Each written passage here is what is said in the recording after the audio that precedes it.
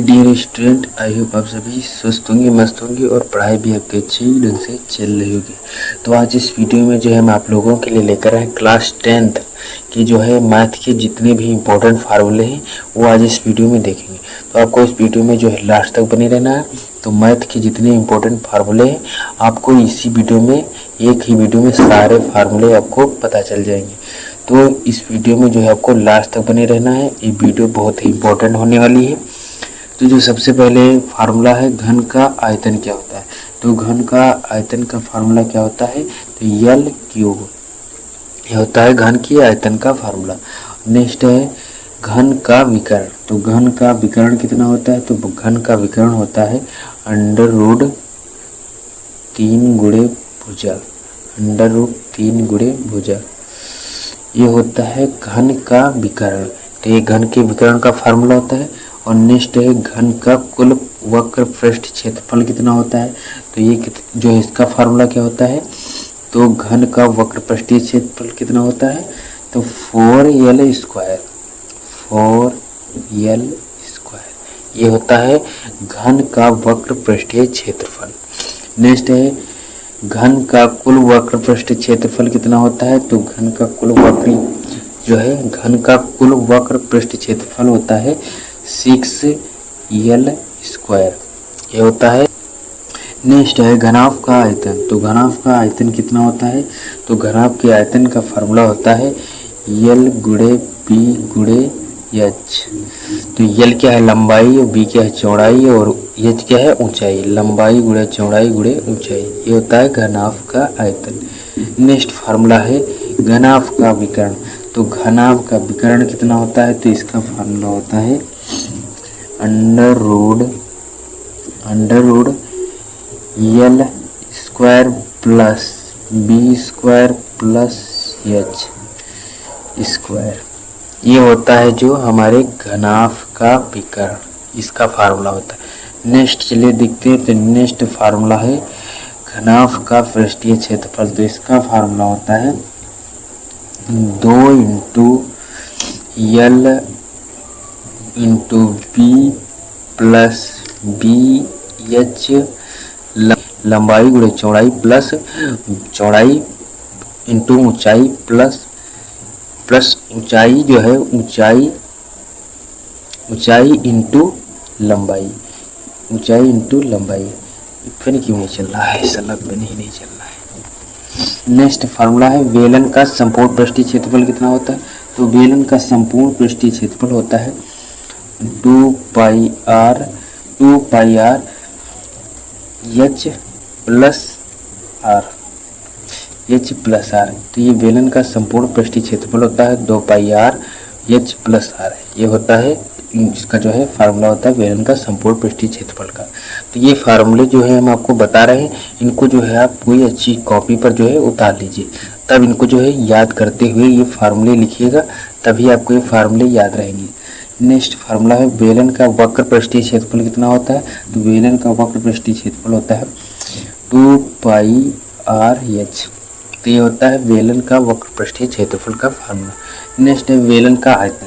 तो बेलन का आयतन कितना होता है, तो पाई आर स्क्वायर एच, ये होता है बेलन के आयतन का फार्मूला। नेक्स्ट है गोखले बेलन का आयतन का फार्मूला कितना क्या होता है पाई इंटू एच स्मॉल जो है capital r square minus small r square. Capital अगर नहीं समझ में आ रहा है कैपिटल और स्मॉल, तो इसको कहेंगे बड़ा आर स्क्वायर माइनस जो है छोटा आर स्क्वायर, ये होता है खोखले बेलन के आयतन का फार्मूला। नेक्स्ट है शंकु का आयतन। तो शंकु के आयतन का फार्मूला होता है 1/3 into pi are square h, ये होता है शंकु का आयतन। जो शंकु का आयतन का ही फार्मूला होता है। नेक्स्ट है शंकु का वक्र पृष्ठीय क्षेत्रफल कितना होता है। तो इसका फार्मूला होता है पाई आर एल।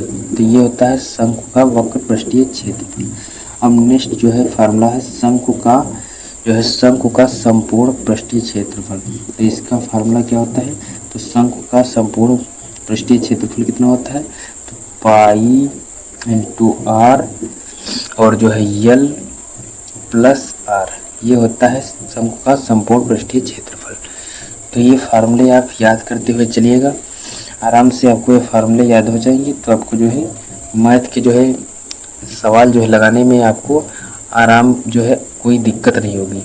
जब भी फार्मूले आपको याद होंगे तो ये जो है मैथ के जो सवाल लगाएंगे आपको उसमें कोई दिक्कत नहीं होगी। तो नेक्स्ट फार्मूला है गोले का आयतन। तो गोले के आयतन का फार्मूला क्या होता है?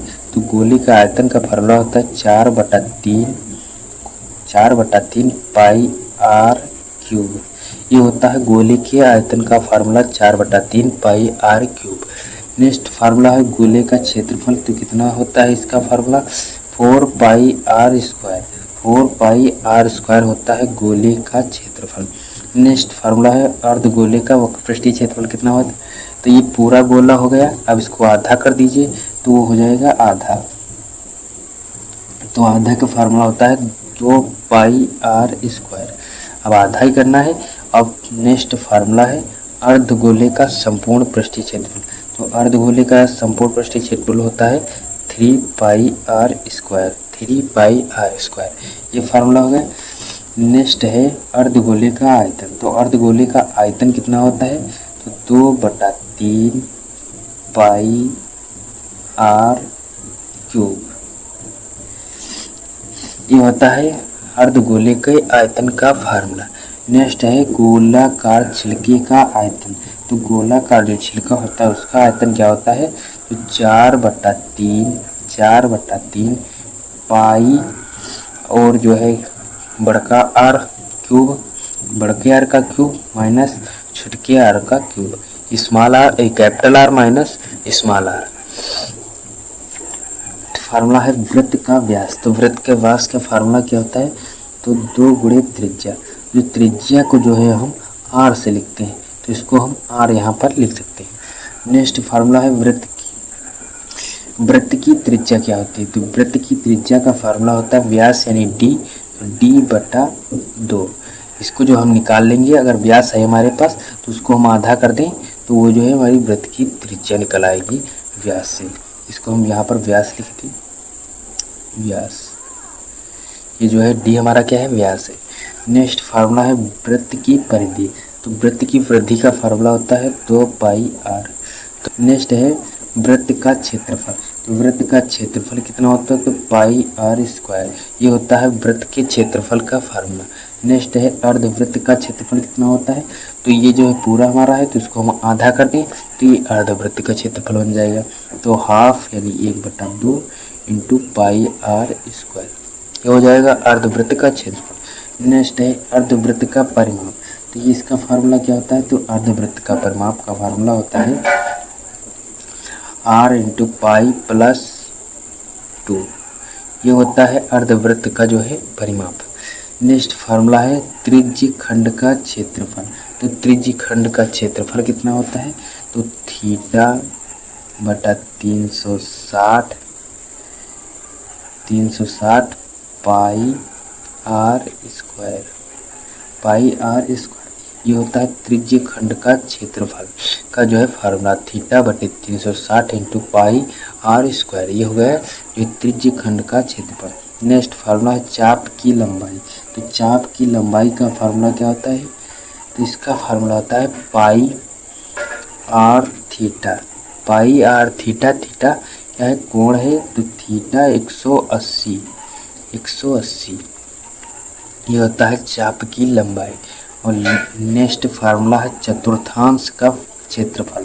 चतुर्थांश का जो है चतुर्थांश से ही पता चल रहा है कि इसमें 4 आएगा, तो 1/4 पाई आर स्क्वायर, ये होगा चतुर्थांश का क्षेत्रफल का फार्मूला। नेक्स्ट फार्मूला है वलय। वलय का फार्मूला क्या होता है? तो पाई इंटू बड़का आर माइनस बड़का आर जो है बड़का आर का स्क्वायर माइनस और छोटका आर का स्क्वायर, ये हो गया जो है वलय का क्षेत्रफल का फार्मूला। नेक्स्ट है वृत्तखंड का क्षेत्रफल कितना होता है? तो वृत्तखंड का क्षेत्रफल होता है R square pi into θ/360 minus 1/2 यानी 1/2 अब जो इसको हाफ भी कह सकते हैं, तो साइन थीटा। ये होता है वृत्तखंड का क्षेत्रफल का फार्मूला। नेक्स्ट फार्मूला है वृत्तखंड की परिमिति। तो इसका फार्मूला क्या होता है, L plus pi R theta upon 180। ये होता है वृत्तखंड की परिमिति। और नेक्स्ट फार्मूला है समबाहु त्रिभुज का क्षेत्रफल कितना होता है। तो इसका फार्मूला होता है √3/4 गुणे इंटू भुजा स्क्वायर। यहाँ पर गुणा लगावें चाहे ना लगावें तब भी कोई बात नहीं। और त्रिभुज का क्षेत्रफल का फार्मूला होता है 1/2 गुणे आधार इंटू, इधर साइड में जगह नहीं है तो हम इधर लिखे दे रहे हैं, इसको समझ लीजिएगा, शीर्ष लंब। ये होता है त्रिभुज का क्षेत्रफल का फार्मूला हाफ इंटू आधार गुणे शीर्ष लंब। ये हो गया।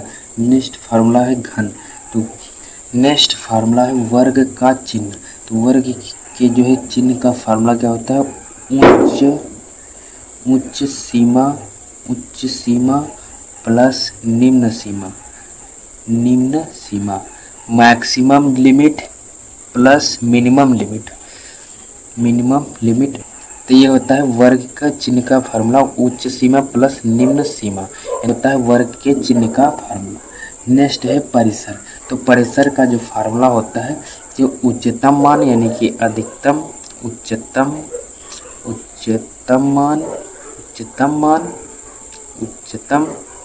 मान माइनस निम्न